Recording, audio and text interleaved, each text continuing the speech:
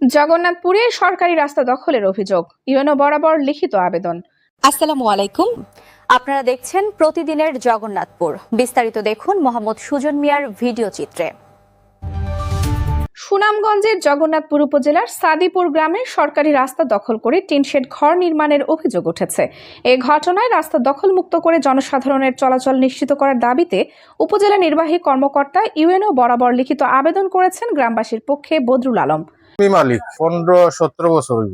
ই নয়া সাইড হইছে এখন বছর হইব নয়া সাইড।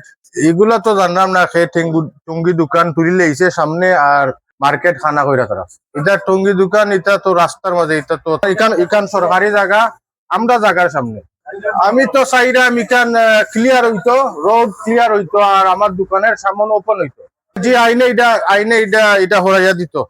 গত 16 জুলাই দাখিল করা ওই আবেদনে উল্লেখ করা হয়, সাদিপুর মৌজার JL নম্বর 11 সরকারি 1 নম্বর খতিয়ানের 194 নম্বর দাগভুক্ত রাস্তা শ্রেণীর জমি দীর্ঘদিন ধরে গ্রামবাসী ও সাধারণ মানুষ চলাচলের জন্য ব্যবহার করে আসছেন।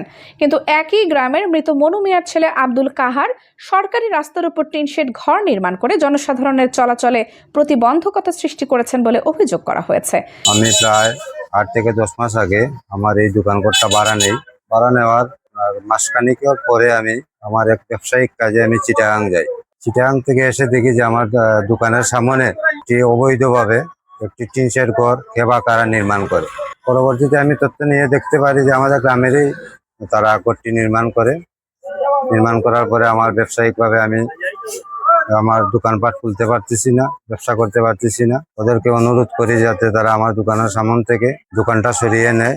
আবেদনে আরও বলা হয়, এর আগেও একই ব্যক্তি ওই সরকারি রাস্তার জায়গা দখল করে স্থাপনা নির্মাণ করেছিলেন। পরে প্রশাসন অভিযান চালিয়ে তা উচ্ছেদ করে রাস্তা জনসাধারণের জন্য উন্মুক্ত করে দেয়। কিন্তু বর্তমানে তিনি পুনরায় একই স্থানে ঘর নির্মাণ করে রাস্তা দখল করেছেন। এই জায়গাটা আমার 100 জায়গায় কেন আমার কাগজপত্র সারা সকলতা আছে। এই জায়গার উপরে অবজেকশন তারা আরবারও আনছিল। এইখানে এই দাগটা হইলো 24 দাগের জায়গাটা, 24 দাগের জায়গাটা আমি কিনছি, আমার দলিল আছে, দলিলপত্র হলতা আছে। আরবারও অবজেকশন আইছিল, আমি দলিলপত্র সারা নিয়ে দেখাইছি, দেখাইছি, বাতিল হয়ে গেছে। এই অবস্থায় আবেদনকারী সরকারি রাস্তা থেকে অবৈধ স্থাপনা উচ্ছেদ, দখলমুক্ত করে জনসাধারণের চলাচল নিশ্চিত করতে উপজেলা প্রশাসনের জরুরি হস্তক্ষেপ কামনা করছেন।